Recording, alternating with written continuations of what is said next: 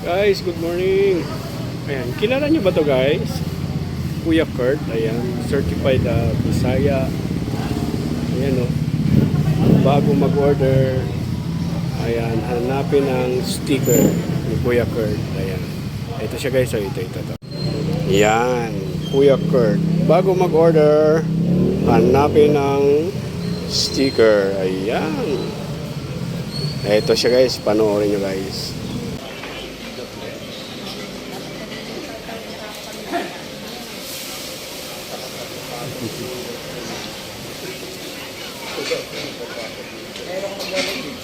Hi guys! Magandang umaga po! Hello!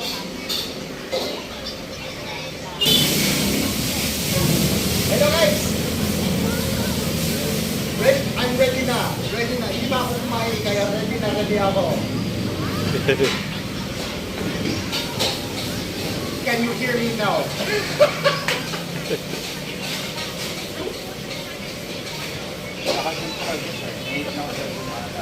Very clear. Hi guys. I think you're in sync na.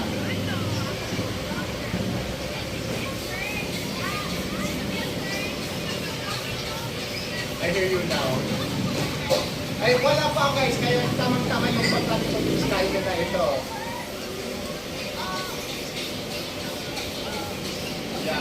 Actually, I think si Kuya Kato, I think pinipit niya na yung mga bulang natin. Siguro alamin natin kung anong meron sila dito. Yung kanilang fried rice. Fried rice nila, niluluto sa mataas na apoy na kanilang pork master Mr. Pansea. Sarap ko guys, sa kalendaryang ito na nga, mukhang may inihanda siya. Hindi masyado malapit eh. Sir John, magandang umaga po sa inyo. Hello Sir John. Ayan po, kami dito para siyempre matikman ng inyong binabalik-balikan na fried rice. Sige, ito ginagawa ko. Ano po ba yung mismong niluluto nyo ngayon? Anong type ng fried rice yan? Chocolate fried rice to. Okay, ayun yung classic. Classic. Ay, meron pa iba-ibang uri ng chopan? Toppings lang po yun eh. So ano po yung mga topics, yung kaibahan na pwedeng mga pabili ng mga kapatid? Meron kami dyan pork chop, tata, yan po.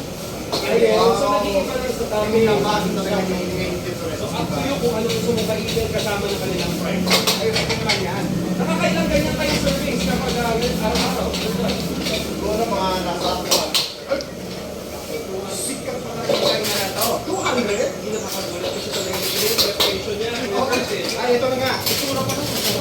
Ito yung masarap tapos nandiyan yung amoy ng chopan. Nakaka-atap.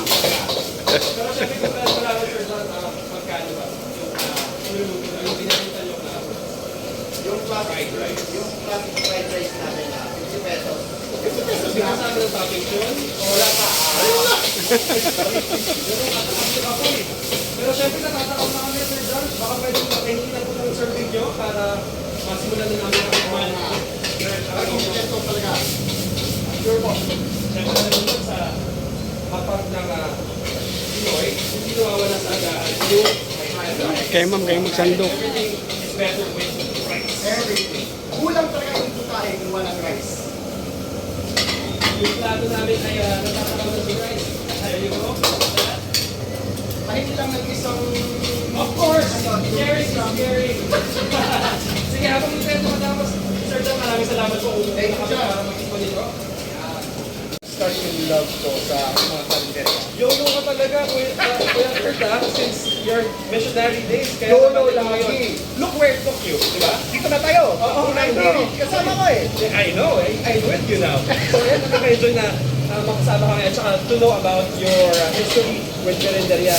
At pero, hindi ka rin naman sa mga usual restaurant. May hilig din ako sa mga usual restaurant, pero sa totoo sa vlog ko, siguro 80% ng mga pinupuntahan ko, kalendarya. Para sa akin, yan yung talagang tunay na pagluluto ng mga Totoo naman, classic yan. Sabi, kung ano favorite mong pagkain, usually like order sa Calendaria. Alam mo, lagi-lagi, kung may lechon baksu, yan Oh, yung wow. talagang order ko. You know how to cook that? Hindi ako masyadong magaling magluto, magaling ako makakain. Well, parehas tayo.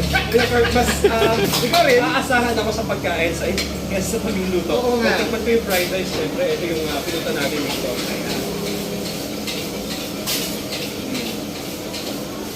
classic ito eh. Yes. Sakto yan. Ito ka pang balanse talaga sa ulam na meron tayo dito. Para sa'yo, ano yung talagang hindi na paborito mong ulam bang breakfast? You can never go wrong with fried chicken. Fried chicken. I can eat fried chicken for How my many whole days? life. For my whole life. No exaggeration. No? Pero mukhang think ka talaga. I just started doing that. Kasi sabi ko, for me to enjoy more food, kailangan ko mag-healthy. Ayun. Diba? I have to keep it. Everything in moderation. Tama. Pero siyempre, ito may mga ulam din tayo dito. May fried chicken sila, may kare-kare. Kare-kare. This is easy. Kaya siyempre, ito na sila sa Bulacan, kailangan pumunta sa ito. Dahilin nito, ito sa Bulacan. Pero siyempre, now that we have instant deep fried rice, we are ready for our salad. Ano ba? Anong challenge ba yun? Oo nga. Yung binigay sa studio yan, nakita ko yan. Kaya ako gusto rin, minsan gusto kong bumiyahe kaya lang ayaw ng miss ko. Pangit kasi yan talikod eh, kung rap-rap.